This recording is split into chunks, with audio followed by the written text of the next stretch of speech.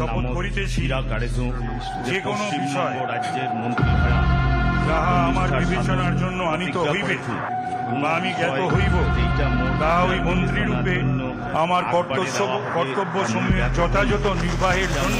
तो सरकार चलाने के लिए तो मंत्रिमंडल का विस्तार होना जरूरी है। एक परिवर्तन हो चुका है। पश्चिम बंगाल का जनता बहुत ही एजुकेटेड है। बनर्जी जी पर हमला हो रहा है, अभिषेक बनर्जी पर हमला हो रहा है, तो अहिंसा की बात करके आप आए थे ना। आप ये कह के आए थे कि परिवर्तन ही दुनिया का नियम है।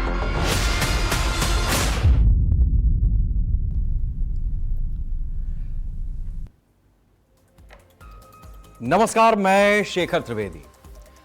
आजकल हिंदुस्तान के पूर्वी हिस्से में जब सूरज उगता है, अपने साथ कई तरीके के नए संदेश लेकर के आता है। पूरब से जैसे जैसे हिंदुस्तान में उस उगे हुए सूरज की किरणें पहुंचना शुरू होती हैं, तो बंगाल से गुजरात तक, कश्मीर से कन्याकुमारी तक एक नई तरीके की लहर पैदा होते हुए हम हिंदुस्तानी देख रहे हैं। बंगाल में पिछले 50 साल से जिस तरीके की सरकारें चल रही थीं, उन सरकारों को जनता ने सिरे से किनारे करते हुए एक नई पार्टी को मौका दिया। उस पार्टी का नाम भारतीय जनता पार्टी है। राजनीति में पुरानी है। बंगाल में उसको उतना समय उस तरीके से नहीं हुआ जिस तरीके से आमतौर पर वो बाकी राज्यों में अपनी सत्ता बदलती आई है, या सत्ता में रहती आई है, या विपक्ष में रहती आई है। इस लिहाज से बंगाल की जनता ने एक बिल्कुल नई नवेली पार्टी को पहले विपक्ष में पिछले 5 साल और इस बार सत्ता में मौका दिया है। बंगाल में अब टीम शुभेंदु पूरी तरीके से तैयार हो चुकी है। सरकार बनने के बाद अब बंगाल में टीएमसी शुभेंदु फुल एक्शन में। मुख्यमंत्री शुभेंदु अधिकारी की सरकार का पहला बड़ा कैबिनेट विस्तार कोलकाता के राजभवन में हुआ।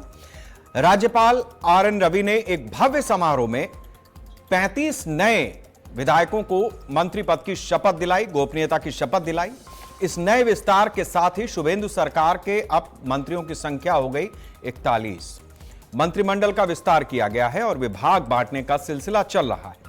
अब मंत्री अपने अपने विभागों की जिम्मेदारी संभालेंगे। बंगाल में सरकारी कामकाज में और तेजी आएगी, जिसमें से 13 कैबिनेट मंत्री हैं, 3 राज्य मंत्री स्वतंत्र प्रभार और 19 राज्य मंत्री बनाए गए हैं जो शपथ ली गई। मतलब साफ है कि बंगाल में सरकार बहुत ही फुर्तीले अंदाज में काम करने की तैयारी कर चुकी है।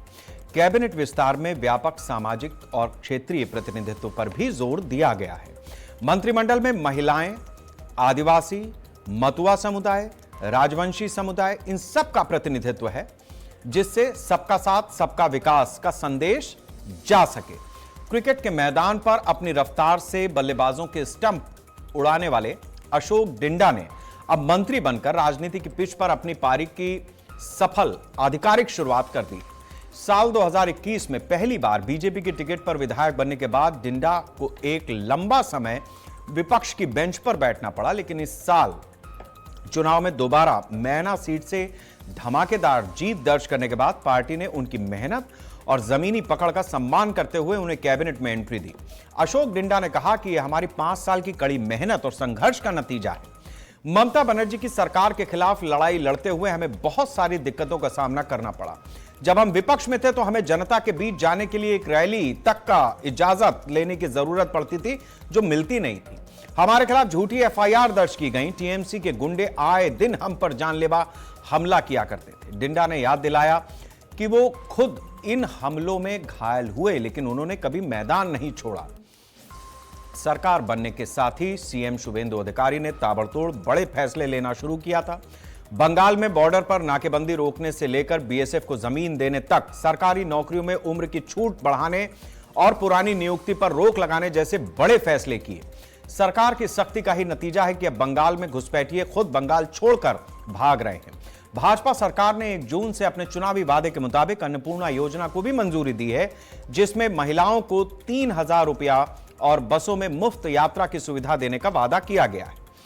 इन सारी चीजों का बंगाल पर किस तरीके से असर पड़ रहा है, बंगाल में जिस तरीके से मंत्रिमंडल का विस्तार किया गया है, उसका क्या प्रभाव आने वाले दिनों में देखने को मिलेगा, किस तरीके से मंत्रिमंडल में विभागों का बंटवारा हो सकता है, राजनीतिक सामाजिक क्षेत्रीय समीकरणों को जिस तरीके से बीजेपी ने अपने जहन में रखा है इस मंत्रिमंडल विस्तार में, उसका प्रभाव और उसका असर देखते हुए जो विपक्ष है वहां पर, टीएमसी अभी भी मौजूद है, वो किस तरीके से अपनी रणनीति को बनाएगा।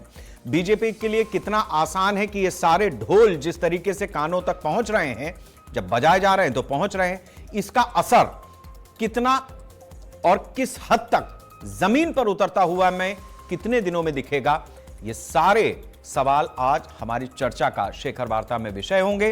लेकिन उससे पहले कुछ बयान जो सुर्खियों में रहे। माननीय प्रधानमंत्री जे ग्यारेंटी तथा बीजेपी जे संकल्पपत्र সেখানে আমরা আজ থেকে সরকারি বাসে আমাদের বোন দিদি কন্যাদের ফ্রি বাস সার্ভিসেস ইতিমধ্যে চালু করেছি এবং সর্বত্র আমাদের নারী শক্তির শুভেচ্ছা এবং শুভাশিস। এই বুলডোজার রাজ বিশেষ করে একতরফাভাবে মানুষকে হিয়ারিং এর সুযোগ না দিয়ে, মানুষকে তার রিহ্যাবিলিটেশনের ব্যবস্থা না করে, পুনর্বাসনের ব্যবস্থা না করে আজকে যেভাবে হঠাৎ করে রাতারাতি হাজার হাজার মানুষের দোকান ভেঙে দেওয়া হলো, तपसियाते बाड़ीर पर बाड़ी भेंगे देवा हलो। बंगाल को तरक्की के लिए, बंगाल को आगे ले जाना हो, जैसा पहले बंगाल था उस गरिमा में पहुंचाना है। बहुत कठिन काम है, लेकिन जो भरोसा पश्चिम बंगाल के आम जनता ने रखे हैं उसी मुताबिक हम लोग को काम करना है। बंगाल में कैबिनेट मंत्री शपथ ले रहे हैं, बहुत अच्छी बात है, स्वागत करने वाली बात है। लेकिन वही कल्याण बनर्जी जी पर हमला हो रहा है, अभिषेक बनर्जी पर हमला हो रहा है, तो अहिंसा की बात करके आप आए थे ना। आप ये कह के आए थे कि परिवर्तन ही दुनिया का नियम है, और आप वहीं आकर फेल हो गए। तो हमें लगता है कि आपको कानून व्यवस्था बनाए रखने में थोड़ी सी भूमिका निभानी होगी। अभी नए नए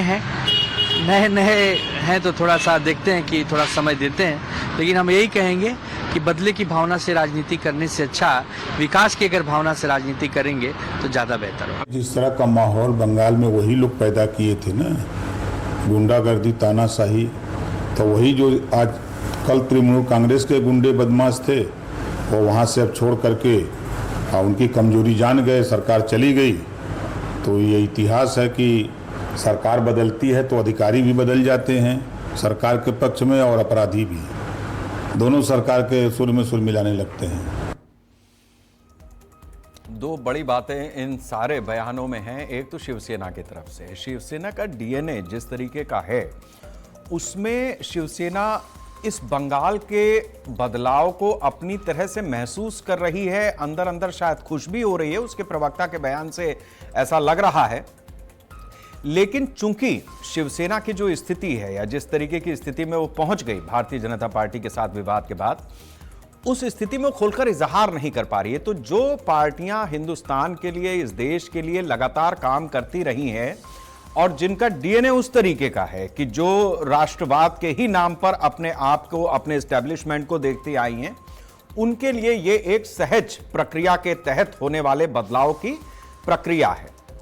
दूसरी तरफ एक महत्वपूर्ण बयान राजभर साहब की तरफ से, ओम प्रकाश राजभर, उत्तर प्रदेश सरकार, योगी सरकार में मंत्री हैं वो, उनका कहना है कि सरकार बदलती है तो अपराधी भी बदलता है, अधिकारी भी बदलता है, और वो सरकार के हिसाब से काम करने लगता है। ये बहुत बड़ा एक बयान है इस फ्लॉ को देखते हुए कि अधिकारी अगर सरकार बदलने पर बदलता है तो वो सरकार बदलने के अलावा बीच बीच में भी बदलता है, और अपराधी तो अपराधी है ही। ये बड़ी बातें हैं जिसको हम अपनी चर्चा में आज लेकर के भी आएंगे। लेकिन उससे पहले एक कैबिनेट का विस्तार और शुभेंदु सरकार का जिस तरीके से पूरा बदलाव का कार्यक्रम है। अजितेश पांडे जी हैं हमारे साथ, प्रवक्ता हैं कांग्रेस के। लक्ष्मी प्रसाद जी हैं, राजनीतिक विश्लेषक हैं। अक्षय बिंजरका जी हैं, भारतीय जनता पार्टी के प्रवक्ता हैं।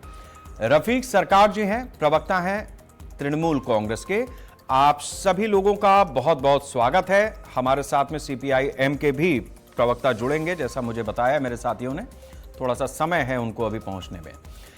आज की चर्चा की शुरुआत रफीक साहब मैं आपसे ही करूंगा। रफीक साहब, पिछली बार जब आप हमारे साथ चर्चा में थे, आपने अपने घर का नजारा हमें दिखाया था, अपनी बातों को रखा था और बड़ी अच्छी डिबेट आपने की थी। मैं वो दृश्य ना तो भूला हूं, ना हमारे दर्शक भूले होंगे।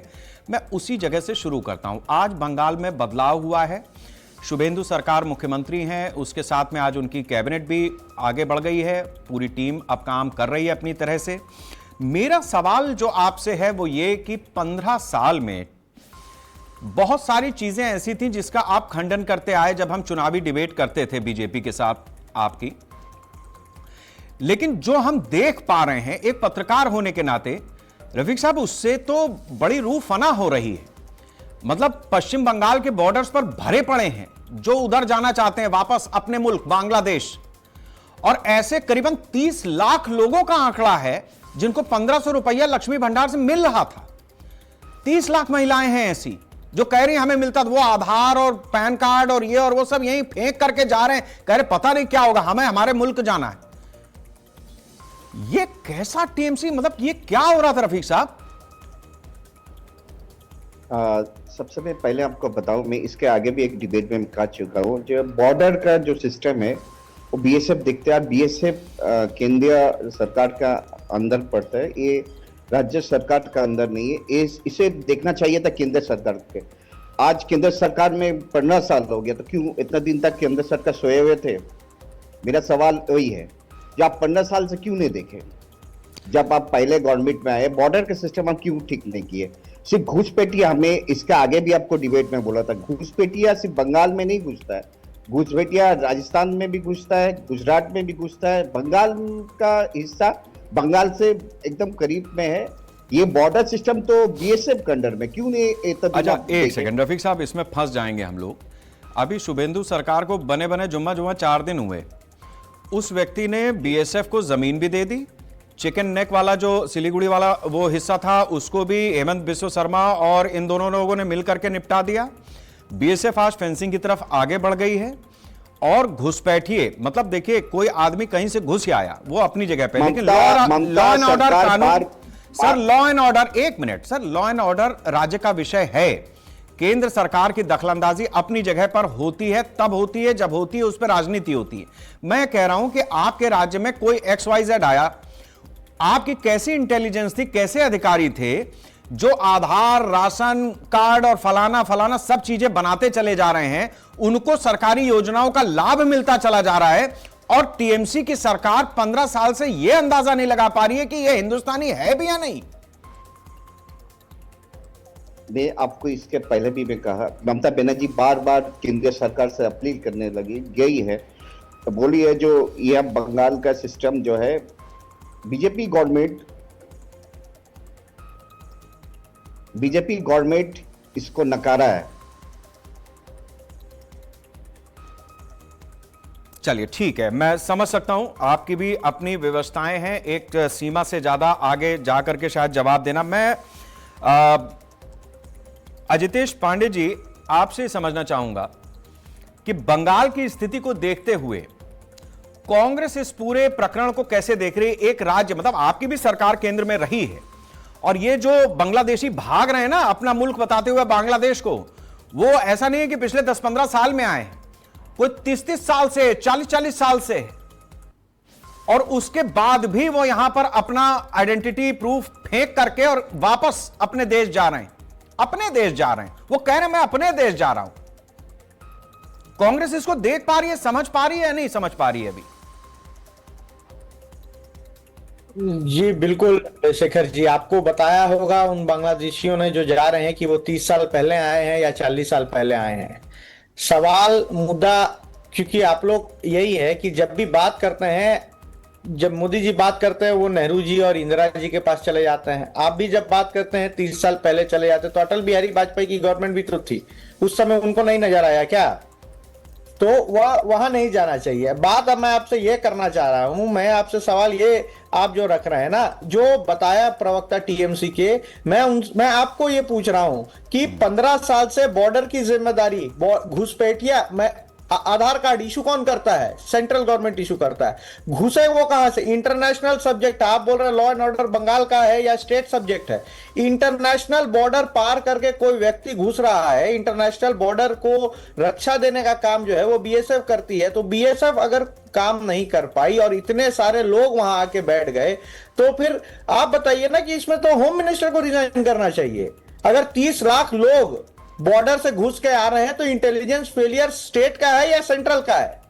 बात तो गुमराह नहीं करना। 100% सेंट्रल सब्जेक्ट है। आप ठीक है, बहुत आधार कार्ड किसने इशू किया? नहीं, मैं खत्म कर दूं। आधार कार्ड इशू करने का खत्म से पहले बीच में सवाल आएगा, ऐसा नहीं है चर्चा। आप पूरी बात करते करते सुन लीजिए भैया, सुन लीजिए अजितेश जी। बोलिए। ऐसा है ना, जो आप बात कह रहे हैं, आप तो राष्ट्रीय पार्टी के प्रवक्ता हैं, आपकी सरकार रही है केंद्र में।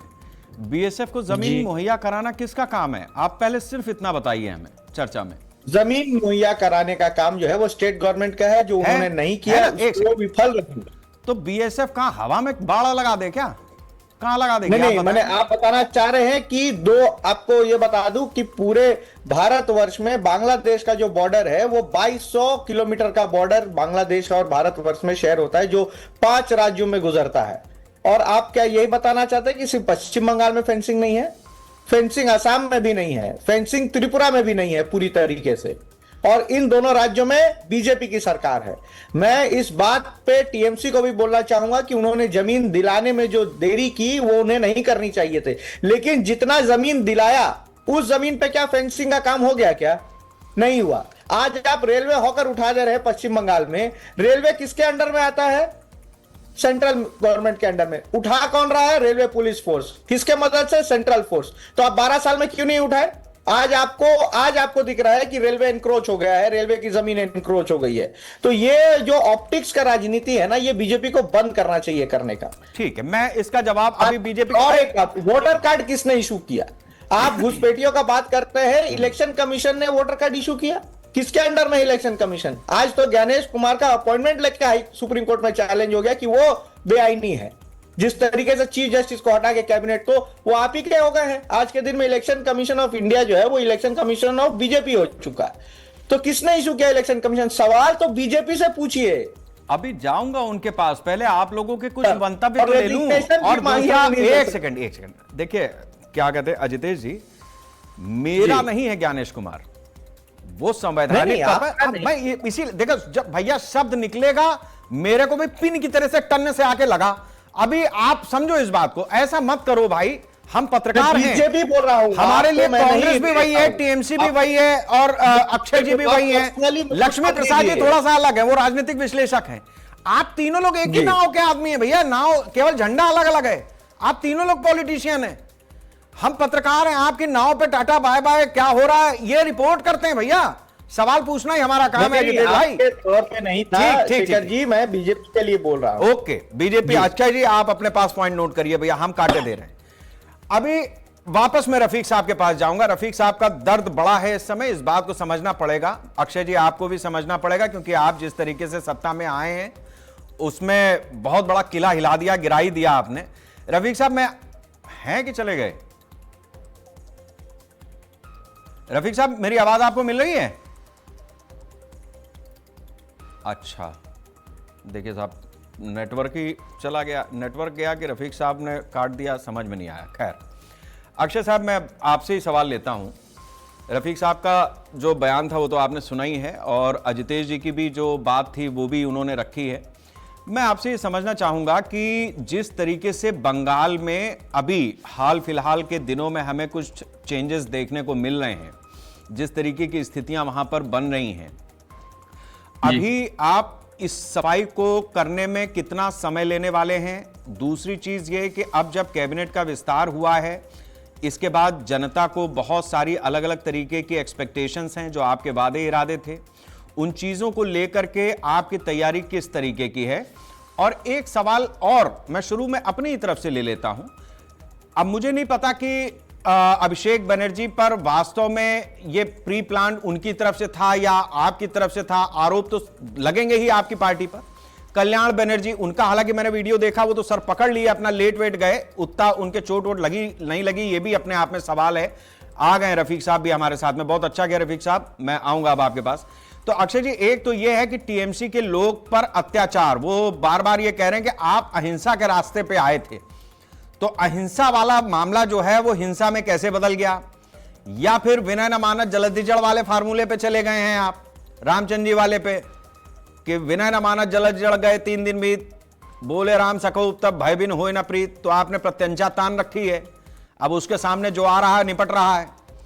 तो क्या फार्मूला क्या लेकर के चल रहे हैं, थोड़ा सा क्लियर करें, रफीक साहब भी अपनी पार्टी को मजबूत करें। देखिए, मैं आपकी सारी बातों का पॉइंट वाइज जवाब दूंगा। सबसे पहली बात जो आपने अभी उठाई अभिषेक बनर्जी और कल्याण बनर्जी की, तो देखिए भारत में तो ऑस्कर अवार्ड दिया नहीं जाता, वो जहां दिया जाता है वहां तो वो लोग घूमने जाते हैं।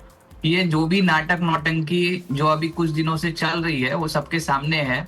जो इंसान भारत के गृह मंत्री को बोलता है कि 4 मई को 12 बजे देख लूंगा और डीजे बजाऊंगा, प्रधानमंत्री को तुम करके बात करते हैं, यहाँ की आम जनता को गुंडागर्दी के गर्ग में धकेल देते हैं, जिनको एक तरह से बिना बोले जो बोलते हैं डॉन, वो बंगाल के एक तरह से डॉन थे। तो यही परिवर्तन की लहर है कि जिसके कारण उनको ये चीज पूछना पड़ रहा है कि पुलिस कहाँ है। भाई, पुलिस तो तब जाएगी जब आप वहां पर अपने लिए जो भी आपका प्रोग्राम है उसके लिए पुलिस से परमिशन लेंगे। और मैं पुलिस से पहले तो ये पूछता हूँ कि उस जगह के टीएमसी कार्यकर्ता कहाँ है, टीएमसी के पूर्व एमएलए कहाँ है। तो इसके लिए सीधा सा यही जवाब है कि ये प्रायोजित है, कि किसने किया, कि असामाजिक तत्वों ने किया, ये सारी चीजें तो देखिए पुलिस डिसाइड करेगी। और बंगाल पुलिस अब पहले वाली पुलिस नहीं है, जो कि आपको पता है 4 तारीख के बाद, परिवर्तन के बाद बंगाल पुलिस हमारे भारतीय जनता पार्टी के पार्टी ऑफिस से नहीं चलती है, वो सरकार के निर्देश पे चलती है। जो उसको सही लगता है उसके हिसाब से वो अपना जवाब रखेगी और सबके सामने आ जाएगा। ये रही माननीय अभिषेक बनर्जी जी के बारे में बात। दूसरी, कल्याण बनर्जी जी के बारे में ये सारी मीडिया ने देखा है कि किस तरह से वो संसद में कित कित गाना गाते हैं, लोगों का माखोल उड़ाते हैं, मिमिक्री करते हैं, ये सबको पता है। तो उनके लिए एक्टिंग करना कोई बड़ी चीज नहीं है, ये आप भी जानते हैं। और वो जो दृश्य आप देखेंगे, वो नॉर्मल वॉक कर रहे थे, सामने सीआरपीएफ के लोग थे, उनको रोका गया, अचानक से 10 सेकंड में पता नहीं कहां से ओला गिर गया या उन पे किस तरह के हथियार से हमला कर दिया गया कि वो बेहोश होने की स्थिति में आ गए। और मजे की बात है कि बेहोश स्थिति में भी वो फोन पे बात कर रहे हैं। तो पहला और दूसरा जो आपका ये टीएमसी के नेताओं के साथ हुआ है, तो उसके बाद वो हॉस्पिटल में भर्ती हुए, जहाँ पे डॉक्टर ने बोल दिया भैया पैंडी खाओ, सर दर्द की दवा खाओ और घर जाओ। कुछ नहीं हुआ है, किसी को भी अंडा लगने से उसकी छाती नहीं फटती है, उसका कोई ब्रेन हैमरेज नहीं होता है। तो ये जो नाटक करते हैं ना कि क्रिकेट वाले टोपी पहन लिया और फिर उसके बाद अपने आप को बचाने की कोशिश की, हॉस्पिटल ने हमें भर्ती नहीं किया, ये सब बोलने वाली बात है। सर, अगर मेरे और आपके सर में थोड़ी सी चोट लग जाए तो डॉक्टर क्या करेगा? डॉक्टर उस पे मलहम लगा देगा, उस पे पट्टी लगा देगा और आपको घर भेज देगा। उसके लिए एडमिट थोड़ी ना कर देगा, आपको मीडिया बाइट थोड़ी ना देने देगा। पहली बात।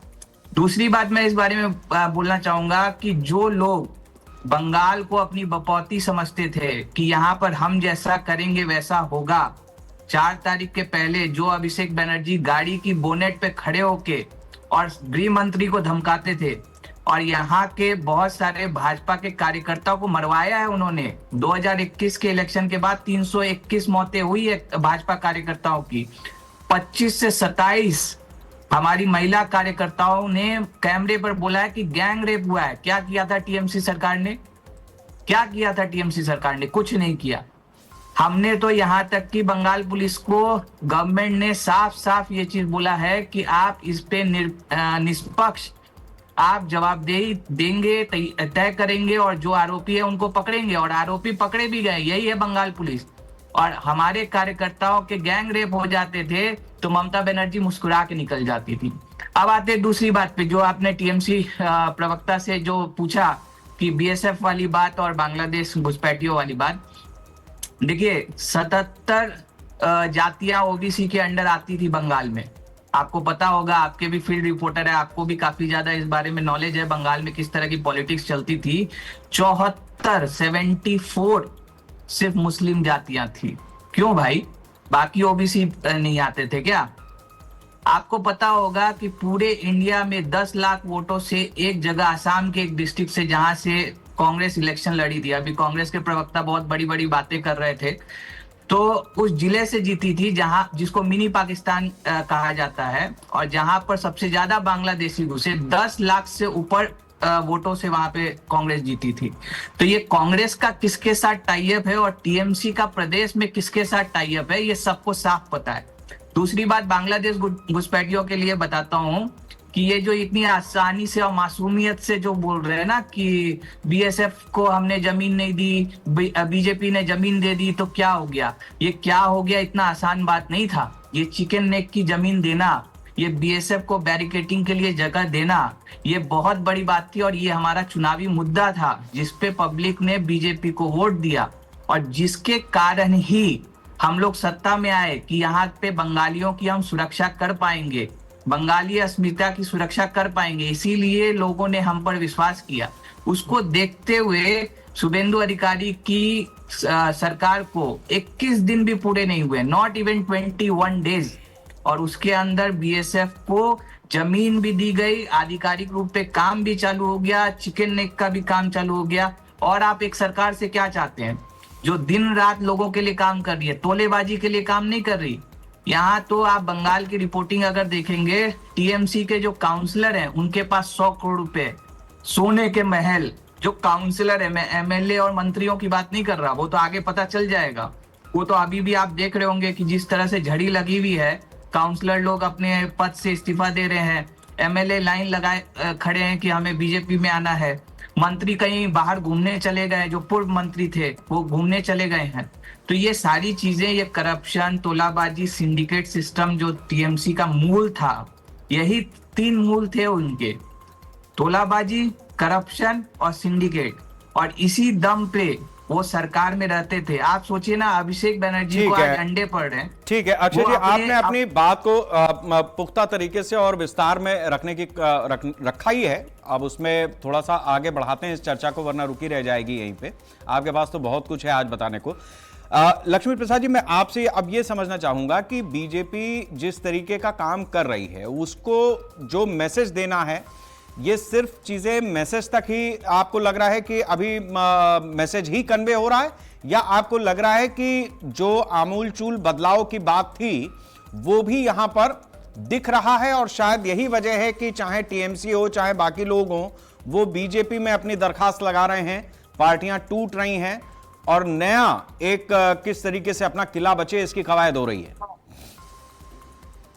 पहले सभी लोगों को नमस्कार। देखिए, भारतीय जनता पार्टी जो है अभी वेस्ट बंगाल में सरकार बनाई है, तो अभी बहुत ज्यादा दिन नहीं हुआ है, तो बहुत सारी चीजों को कहना मुश्किल होगा। हाँ, सरकार जो है ये प्रचार प्रसार के माध्यम से कर रही है कि हमने जो वादा किया था इलेक्शंस में, उसे जो है हम तय समय के अंदर जो है पूरा करने की कोशिश कर रहे हैं। लेकिन अभी सरकार के सामने जो सबसे बड़ा चैलेंज है वो है कि स्टेट के लिए फाइनेंस मिनिस्टर का जो है कम से कम चुनाव या जिस भी प्रक्रिया के माध्यम से जो है फाइनेंस मिनिस्टर को वो पहले लेकर आए, क्योंकि राज्य की जो आर्थिक जो व्यवस्था है उसके लिए फाइनेंस मिनिस्टर का होना बहुत जरूरी है। रहा अन्य जो मामले हैं, जो ये राजनीति, हिंसा की जो राजनीति है, हमने बार बार इस बात को उल्लेख किया है कि हिंसा किसी भी पार्टी के द्वारा अगर किया जाए तो हमें एक सभ्य समाज के तौर पे उसका विरोध करना चाहिए, क्योंकि हो सकता है कि वो हिंसा आज आपके फायदे के लिए हो, लेकिन आने वाले समय में वो हिंसा हो सकती है कि आपको नुकसान पहुंचाए। तो हिंसा की राजनीति से हमें दूर ही रहना चाहिए, क्योंकि हम एक सभ्य समाज की कल्पना कर रहे हैं और एक सभ्य समाज की तरफ हम लोग अगर अग्रसर हो रहे हैं, तो हमें जो इन चीजों को काफी हद तक ना ही प्रयोग किया जाए तो ज्यादा बेहतर होगा। ठीक है लक्ष्मी जी, फिलहाल के लिए हम इतना ही कह पाएंगे। ठीक है, 2 बड़ी बातें आपने रख दी हैं कि एक तो आर्थिक स्थिति जो प्रदेश की है उसके लिए एक फाइनेंस मिनिस्टर का होना जरूरी है, विस्तार हुआ है, मेरे ख्याल से नाम आ ही जाएगा किसको दे रहे हैं विभाग वो। और दूसरा आपने कहा कि हिंसा कोई भी करे वो ज्यादा बेहतर होती नहीं है। रफीक साहब, 2 चीजें मैं अब आपसे ये समझना चाहूंगा। अभी ठीक है, वो अपनी जगह पे हो गई बाकी सारी बातें, सरकार ने अपनी तरह से जो काम करना शुरू किया है, लोगों का रिस्पांस तो हम देख रहे हैं, मतलब हमारे रिपोर्टर्स जो हमें खबर दे रहे हैं वो तो अपनी जगह है ही है, जो चला रहे हैं हम लोग, लेकिन रील वील से भी बना करके लोग सोशल मीडिया पर भी एक्टिव हैं, वो भी कह रहे हैं कि नहीं, हाँ ठीक हो रहा है, ऐसा हो रहा है, वैसा हो रहा है, बीजेपी, हमने सरकार सही चुनी है। दूसरी तरफ जिस तरीके का बिखराव टीएमसी के भीतर देखने को मिल रहा है, जिसका जिक्र अभी अक्षय जी कर रहे थे कि हमारे अर्जियां लगी पड़ी हैं, तो इसको हम टीएमसी की टूटन ज्यादा माने, या आपको लग रहा है कि वो सब ऐसे लोग हैं जो अपना किला बचाने के लिए, अपना माल जो कमाया है आपके राज में ममता दीदी के वरद हस्त के नीचे, उसके बाद अब उसको बचाने की जुगत में इनके पास जा रहे हैं और कट कमीशन का खेल अंदर अंदर हो जाएगा? देखिए, बीजेपी पार्टी जो है वॉशिंग मशीन पार्टी, वो एलिगेशन का बात बोलते, मुद्दा का बात बोलते। जो उनके अभी जो बंगाल के सीएम बने, पैसा लेने में उनका पहले वीडियो आए हुए हैं। अभी वहां पर है तो धुलाई हो गया है ना उनका, अभी वॉशिंग मशीन में धुलाई हो गया है। हाँ। वो एलिगेशन का बात करते हैं, तो पहले उनसे पूछिए, उनका मुख्यमंत्री जब वीडियो में दिखाई दे रहे थे पैसा लेने का, तो अभी क्या धुलाई हो चुका है उनका? आज सबसे बड़ा मुद्दा का बात जो है, उनने कहा है जो टीएमसी पार्टी अगर यदि किसी को ऑस्कर देना है तो प्रधानमंत्री को पहले ऑस्कर दे। इतना ड्रामाबाज, इतना सिंसेस एक्टर हम आज तक नहीं देखे। गजब का एक्टर। देश में अगर कई एक्टिंग में अगर यदि पहले नंबर में मिले तो उनको पहला ऑस्कर देना चाहिए। यहाँ मुसलमानों के बारे में बोलते हैं, अब दुबई में जाके मुसलमानों को पहले गला लगाने के लिए मैंने चील के तरह चढ़े जाते हैं, उड़ के उनके गला मिलने के लिए। यानी बाहर का राजा मुसलमान अच्छा, देश का मुसलमान खराब। तो उनका नीति और आदर्श पता नहीं क्या है। आज सबसे बड़ा बात बोल रहे हैं आप, लक्ष्मी भंडार हम लोग जो देते थे 1500 रुपया करके, वो ठीक है। कुछ देखिए, एक काम करते हुए जो तो अभी गवर्नमेंट हाल फिलहाल हुआ है, एक गवर्नमेंट का नियम है, अभी हनीमून पीरियड जब तक ये पार्टी का नहीं होता, जब तक ये सरकार हनीमून पीरियड कंप्लीट नहीं होता, तब तक कुछ बोलना कुछ करना किसी भी पार्टी के लिए ये थोड़ा सा अभी टाइम है। हनीमून पीरियड इनका कंप्लीट होए, उसका बाद पता चलेगा जब बंगाल में सत्ता में आना और रहना कितना कठिन है। हम लोग भी 34 साल वामपंथ गवर्नमेंट से, हाँ, हम लोग भी 34 साल वामपंथ गवर्नमेंट से लड़ के, अब वो जो बोले ना, जो इतना इजी वामपंथ गवर्नमेंट में ये लोग अगर विरोधी में रहते ना, तो इन लोग को पता चलता जो वामपंथ का विरोध में रहना कितना बड़ा मुश्किल है। ये तो टीएमसी का विरोधी करके आए। ठीक बात है। ये जो रफीक साहब आपने दो बातें यहां पर महत्वपूर्ण कही हैं, उस चीज का मैं जवाब अक्षय जी से लूंगा। एक बात तो आपने ये कही कि जिस तरीके से बंगाल में सरकार चलाना कितना कठिन है, ये शायद बीजेपी को अभी देखना बाकी है। ठीक बात है, ये बिल्कुल ठीक बात है। अभी तो नतीजे आए, आज एक महीना लगभग पूरा अभी हुआ भी नहीं, मतलब 4 को नतीजे आए थे, आज तो 1 जून ही है, 20-21 दिन ही हुए हैं। एक चीज ये है। दूसरी चीज जो आपने कही वो बड़ी है कि जिस तरीके से खासतौर से मुसलमानों को लेकर के जो आपने बात कही, वो थोड़ी सी मुझे भी चुभ रही है। रफीक साहब, चाहे बीजेपी हो या इस हिंदुस्तान की बात करने वाला कोई भी शख्स हो, किसी भी जाति से हो, किसी भी धर्म से हो, उसको मुसलमानों से दिक्कत थोड़ी है। रफीक जी भी तो एक मुस्लिम परिवार से आते हैं, लेकिन नहीं, आप मेरी बात सुनिए। रफीक जी और शेखर जी को कोई आपस में दिक्कत है क्या? हम लोग इतनी अच्छी चर्चा करते हैं, आपको मैं बार बार टीवी पे अपनी डिबेट में आमंत्रित करता हूं, आप आते हैं, 1 घंटा भर हम लोग डिस्कस करते हैं, देश के विषय पे ही करते हैं ना।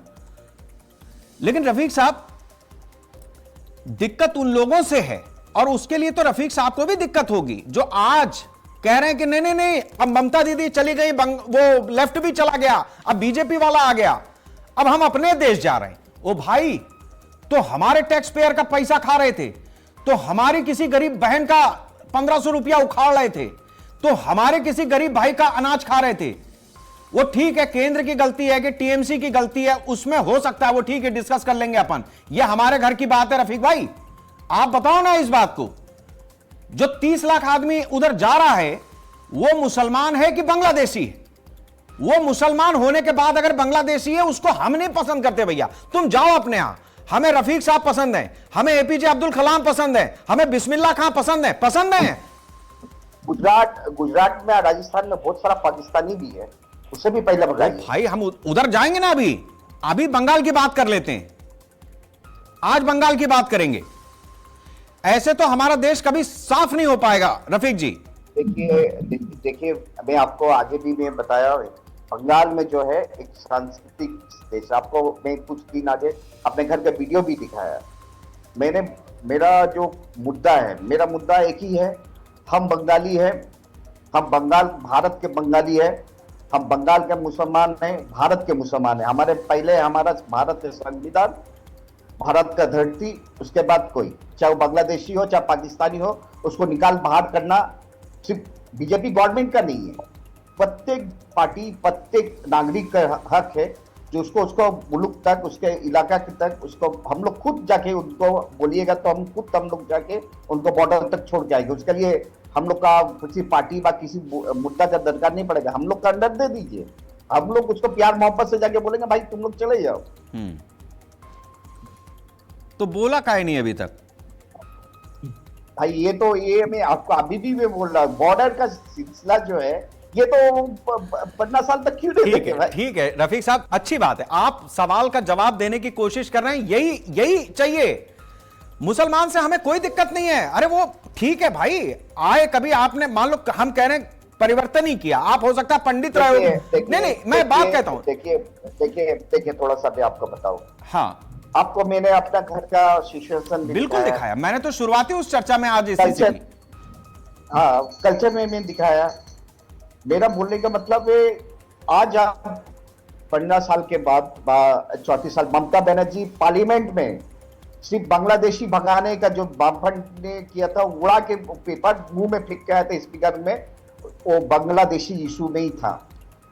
ठीक बात है रफीक साहब, मुझे इनकार नहीं है, मैं बता रहा हूं आपको, ममता आपने तो छोटी सी बात, आपको बंगाल विधानसभा के भीतर जिस तरीके से ममता बनर्जी के साथ में जो कुछ हुआ, जिस तरीके से उनको लेफ्ट वालों ने आतताइयों की तरीके से पीटा, हर चीज पर हम ममता बनर्जी के साथ में खड़े, लेकिन उससे पहले हम बंगाल के साथ में खड़े हैं। आप कुछ कह रहे थे अजितेश जी, अपना पॉइंट रख दीजिए, फिर मैं इस चर्चा को आगे बढ़ाता हूं। मेरे ख्याल से चर्चा आपको समझ में आ ही रही है, सवाल वही है जो चीजें अभी रफीक साहब के पास गई।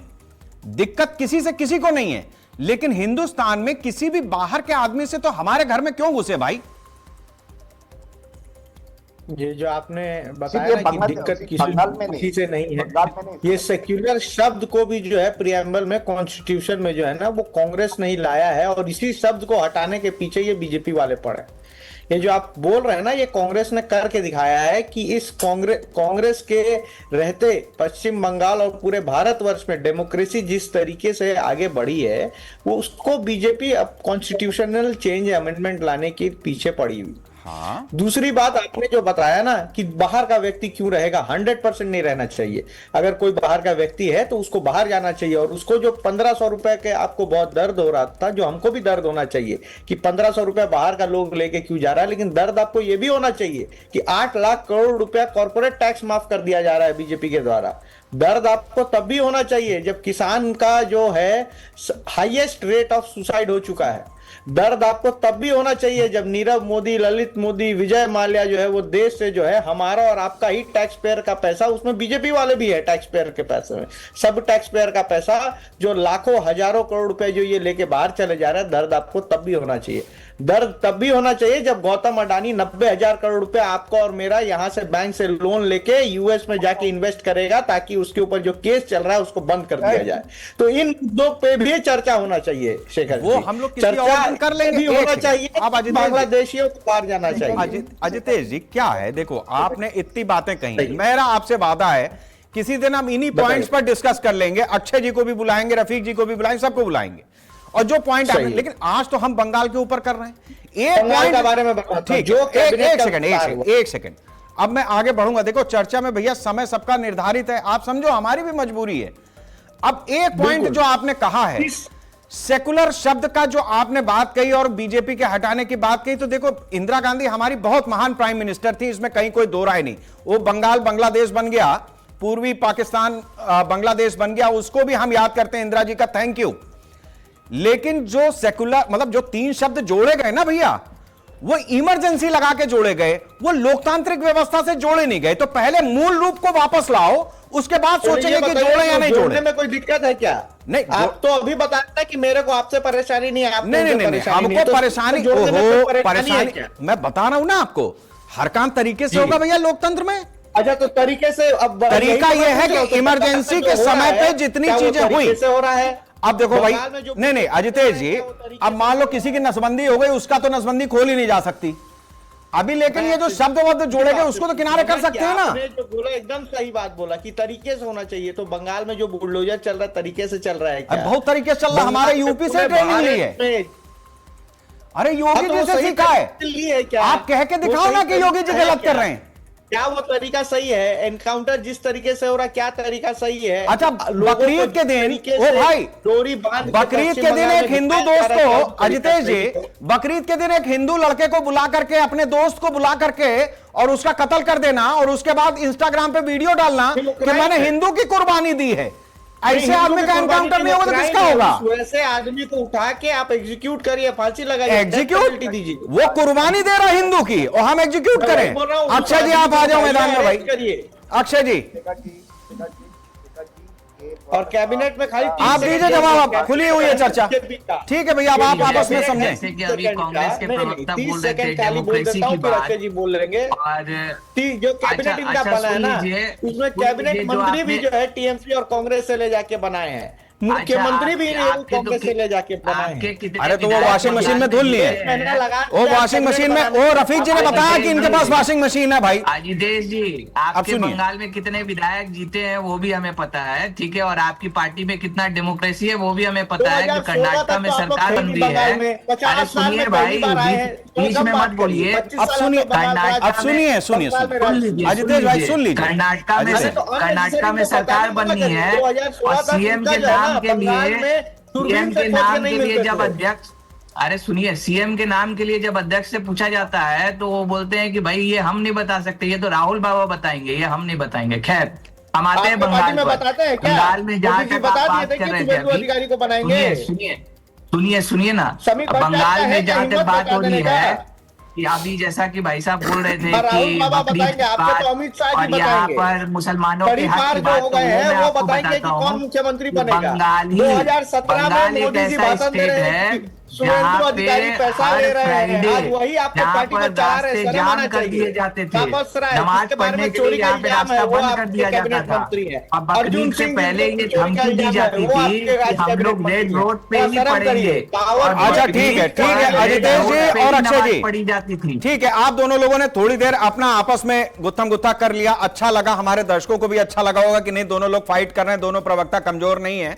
अक्षय जी, अब मेरा एक सीरियस सवाल आपसे, जो बात उठाई गई है, और यह बात बड़ी है इसलिए क्योंकि रफीक जी ने उठाई।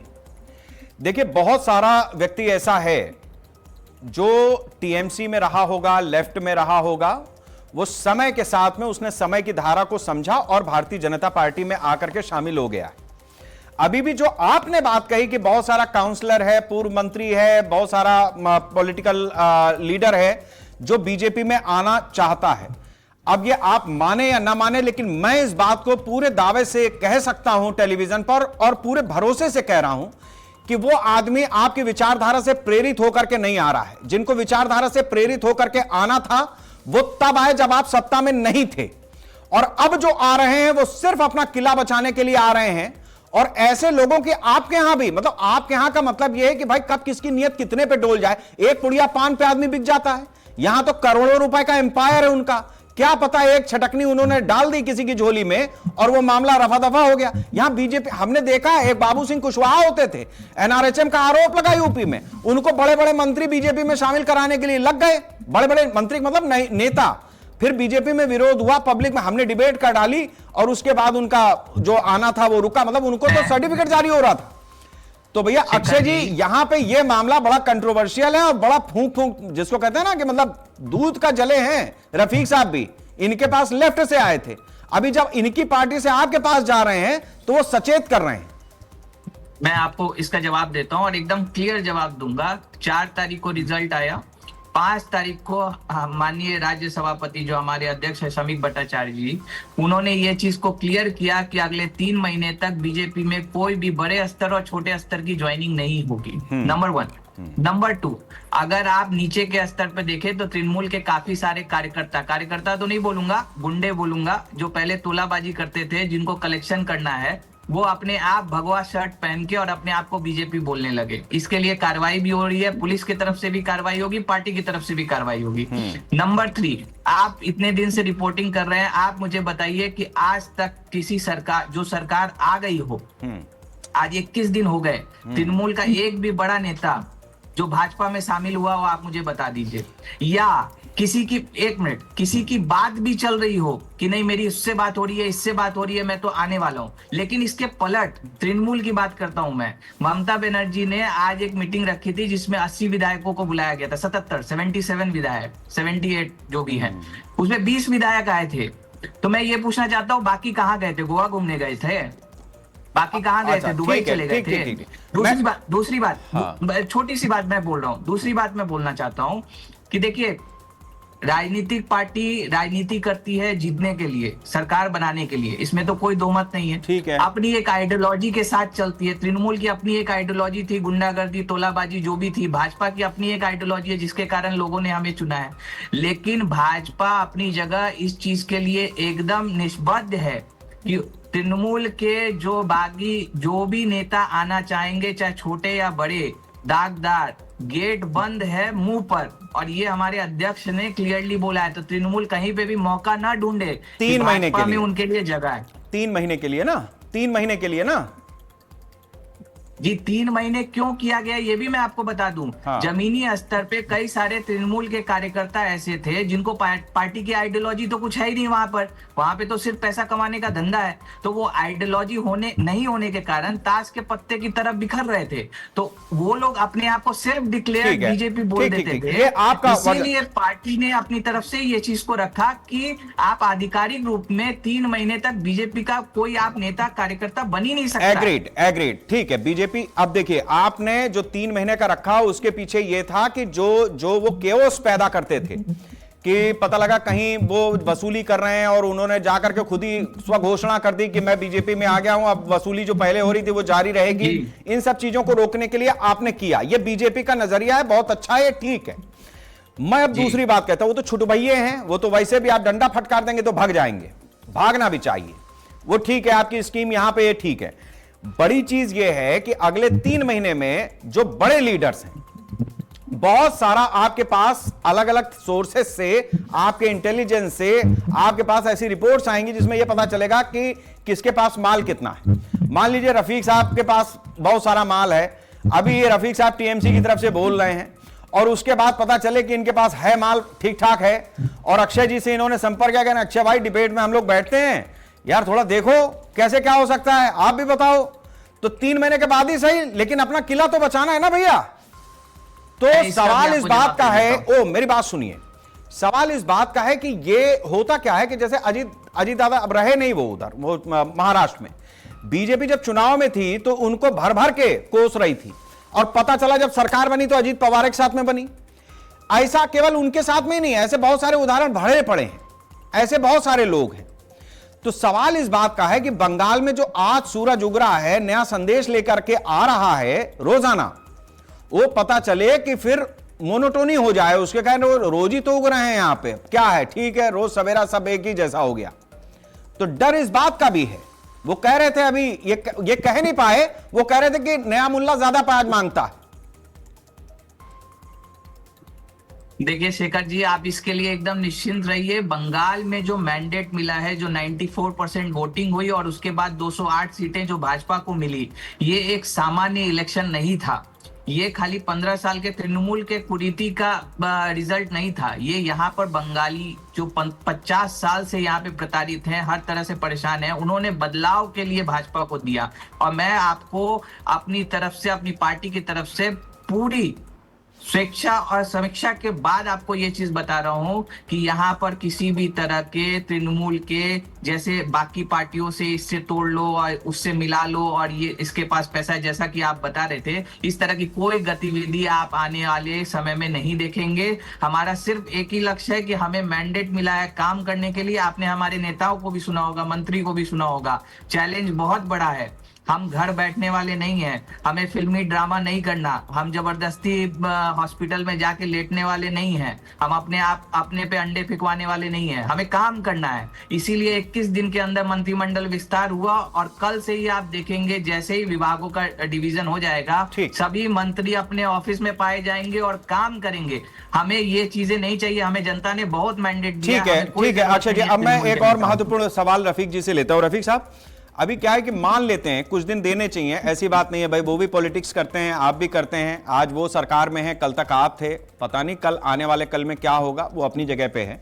अभी आप एक अनुभवी नेता हैं, टीएमसी के सीनियर लीडर्स में हैं और जिम्मेदार नागरिक हैं इस देश के, तो चूंकि उनकी सरकार अभी अभी बनी है, तो आप कुछ पॉइंट्स ऐसे जरूर बताएं जो आपकी नजर में लूप होल्स हो। मतलब 15 साल के बाद भी कुछ ना कुछ तो ऐसा रहा होगा जिसको टीएमसी अगर सरकार में आती तो वो करती। आप नहीं कर पाए कोई बात नहीं, लेकिन आप अक्षय जी को बताएं तो हो सकता है वो अपनी सरकार में उस चीजों को करवा पाए अगर वो अच्छी हैं, जनहित की हैं। तो कुछ ऐसे काम हैं क्या जो आपको लगता है कि नहीं बीजेपी के साथ में साझा करने चाहिए? ये खुला मंच है, आप यहां पे कर सकते हैं और अच्छा लगेगा मुझे अगर अक्षय जी उन चीजों को अपनी सरकार में इंप्लीमेंट करवा ले जाते हैं, अगर उनकी चीजों को सूट करती है तो। अनम्यूट कर दीजिए अपना माइक।